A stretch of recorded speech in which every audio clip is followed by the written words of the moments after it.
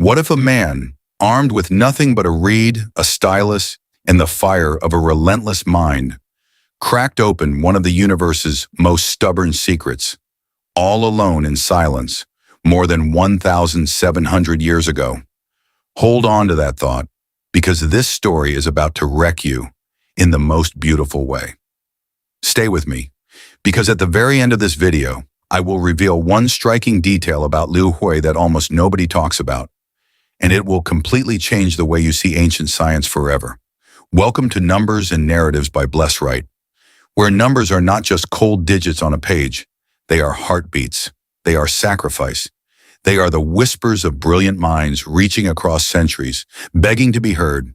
If you are new here, welcome home. And if you have been with us before, you already know that every story we tell here is soaked in truth, wonder, and the kind of awe that makes the hairs on your arms stand at attention. Before we dive in, do this one small thing. Hit that subscribe button and tap the notification bell. Because stories like this one, stories that will shake your soul and expand your mind, are dropping on this channel regularly. You do not want to miss a single one.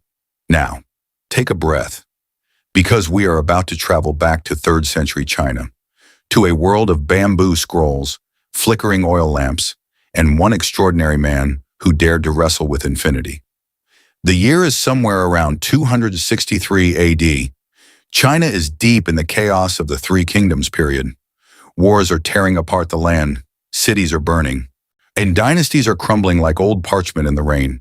And somewhere in the middle of all that noise, all that blood and fury and political madness, a scholar sits quietly with a piece of paper and a question that has tormented humanity since the dawn of civilization. What is pi? Not just roughly, not approximately, not about 3 the way some ancient texts would lazily suggest, but with precision, with truth, with the kind of ruthless mathematical accuracy that demands everything you have and then asks for more. His name was Liu Hui, and you need to understand who this man was before we go any further. Because Liu Hui was not a king, he was not a general, he was not a man with armies at his command or gold in his treasury. He was a mathematician, a commentator, a thinker, and a quiet revolutionary who chose to fight his battles not with swords, but with logic. He worked in the Wei Kingdom, later absorbed into the Jin dynasty, and his great mission, the one that would echo through history like a bell struck in an empty hall, was to write a commentary on a foundational Chinese mathematical text called The 9 Chapters on the Mathematical Art. This ancient document had existed for centuries, compiled during the Han Dynasty, filled with problems and answers concerning fields, trade, taxation, and engineering. It was practical, it was brilliant, but it had gaps, it had imprecisions, and some of its answers were simply wrong. Liu Hui could not leave that alone. Imagine being a man who cannot walk past an error without stopping. Imagine having a mind that physically aches when it encounters something that is not quite right, not dishonest, not lazy, just incomplete. That was Liu Hui. His spirit would not rest, and the greatest imprecision in that ancient text, the value of pi, the ratio of a circle's circumference to its diameter. The 9 chapters had used the value 3, just 3, as though the universe in its infinite elegant complexity had decided to round itself off to a nice tidy whole number for our convenience. Liu Hui knew better, so he sat down, alone with his thoughts and his calculations, and he invented something that would fundamentally alter the course of mathematical history.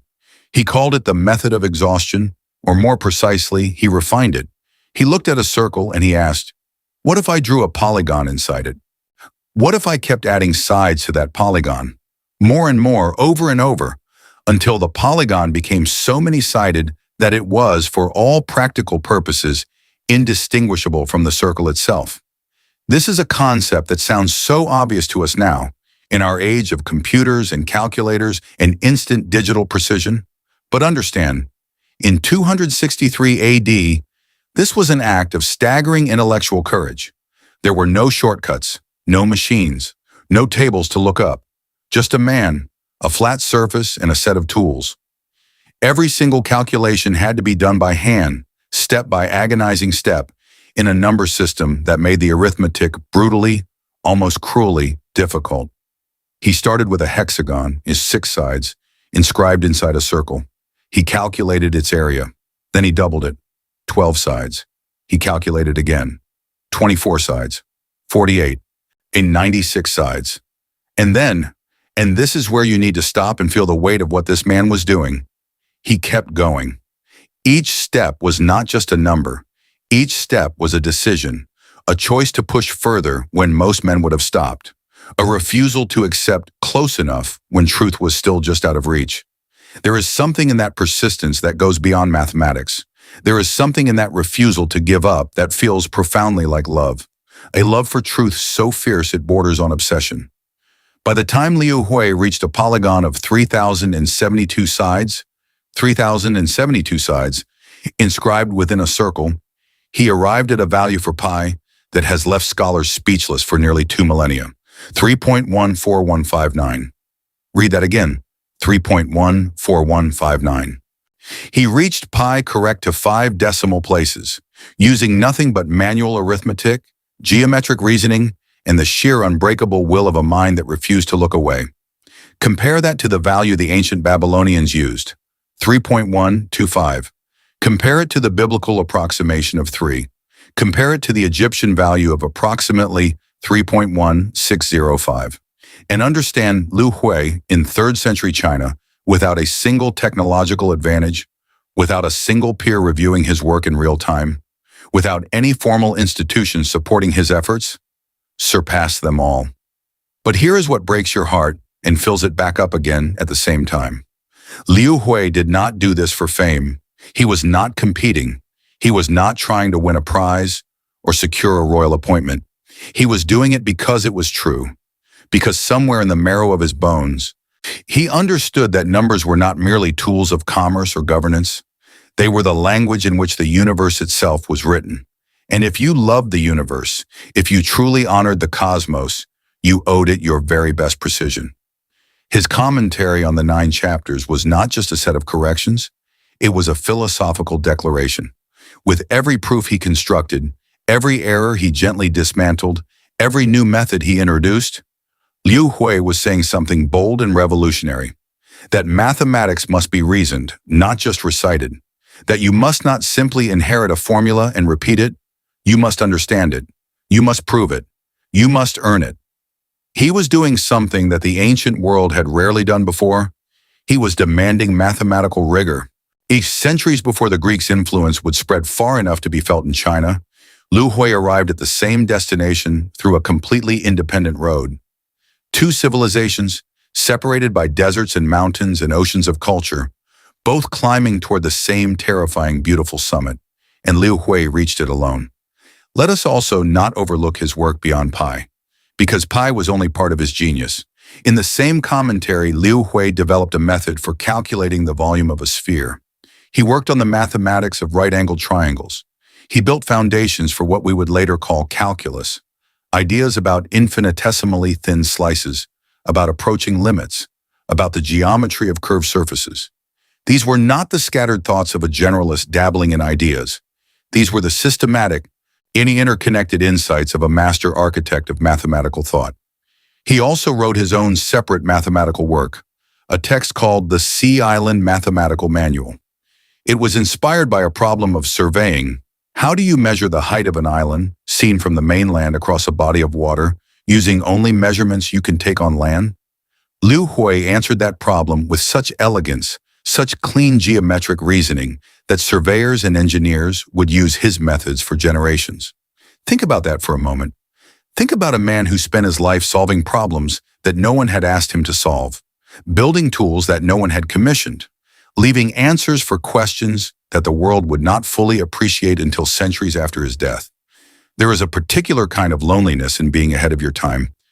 There is a particular kind of grief in pouring your entire soul into something and not knowing, not being able to know whether anyone will ever truly understand what you have done, whether your work will survive the wars, the fires, the floods, the indifference of history, whether your name will last. And yet Liu Hui wrote anyway. He proved anyway. He calculated anyway. He pushed anyway. deeper and deeper into the mystery, trusting that truth was worth pursuing, even if no one was watching, even if the world around him was too busy tearing itself apart to look up and notice the light he was casting. That is not just admirable. That is heroic, in the truest, most profound sense of the word. Now, we need to talk about something that most people miss when they talk about Liu Hui. Most discussions focus only on his approximation of pi and move on. But there is a dimension to his work that goes deeper than numbers. Liu Hui was wrestling implicitly with the concept of infinity. When he inscribed a polygon inside a circle and kept doubling its sides, he was essentially asking, what happens at the limit? What is the shape that appears when you have infinitely many infinitely tiny sides? He did not have the language of calculus. He did not have the notation of limits that Newton and Leibniz would later formalize. But his method was pointing unmistakably toward that abyss. He was standing at the edge of infinity and measuring it with a stick. That is not just mathematics. That is philosophy. That is the act of a human mind refusing to accept the world as merely finite, merely manageable, merely knowable in comfortable chunks. Liu Hui was reaching for the absolute, and perhaps that is why his work endures. Not because it was merely accurate, though it was. Not because it was merely original, though it was that too, but because it was alive. There is something alive in his proofs, something breathing and urgent, as though the man himself is still in the room, still leaning over the scroll, still adjusting the calculation one more time, because it is not quite right yet. We do not know exactly when Liu Hui was born. We do not know exactly when he died. We do not know what he looked like, what he ate, whether he had a family, whether he was celebrated in his own time or ignored. History, as it so often does to the quiet geniuses, has swallowed most of the personal details of his life. We have his mathematics. We have his words in the commentary. We have the cold, luminous record of what he figured out. And yet, somehow, that is enough. Because in those calculations, in those hundreds of painstaking steps toward a polygon with 3,072 sides, in that single extraordinary value of 3.14159, you can feel the man. You can feel the intensity of his concentration, the steadiness of his hand, the quiet, unshakable confidence of a person who knows he is right, who knows the universe will confirm him, who is willing to do the work no matter how long it takes. He trusted the process. He trusted the truth. He trusted mathematics the way some men trust God. Absolutely, completely, without reservation. And mathematics rewarded him. And now, as I promised at the beginning of this video, here is the striking detail, the one that almost nobody mentions. The one that, when you hear it, changes everything. Liu Hui's approximation of pi as 3.14159 was so accurate that it would remain the most precise calculation of pi in the entire world for over 200 years. Let that land. 200 years, not decades, not a generation. 2 full centuries passed before anyone, anywhere on this earth, calculated pi more accurately than this one man, working alone in a China torn apart by war, with nothing but bamboo, ink, and the power of pure reason. And when the next advance finally came, it came from another Chinese mathematician, Zhu Chongji, in the 5th century, who built upon the very foundation that Liu Hui had laid. Even the man who surpassed Liu Hui was standing on his shoulders. There is a lineage here, a torch passed across centuries. Liu Hui lit the flame, and that flame did not go out. A history remembers conquerors. History carves the names of generals into monuments of stone. But quietly in the background, in the scrolls and the calculations, and the long, patient work of understanding, it is the mathematicians who actually change the world. It is the people who sit alone in silence and refuse to leave a problem unsolved, who build the foundations upon which everything else stands. Liu Hui was one of those people. And now, 1,700 years later, you know his name. If this story moved you, if it stirred something in you, if it made you see the ancient world a little differently, if it made you feel just a little more in awe of what the human mind can do, then share this video. Send it to someone who needs to hear it. Drop a comment below telling me what part hit you hardest. Soren, subscribe to Numbers and Narratives by Blesswright, because this is only the beginning. There are more stories like this one waiting for you. Stories of forgotten geniuses, impossible discoveries, and the quiet revolutions that changed the course of human history. The numbers have always had stories. We are just here to tell them. Until next time, keep wondering, keep questioning, and never, ever stop counting.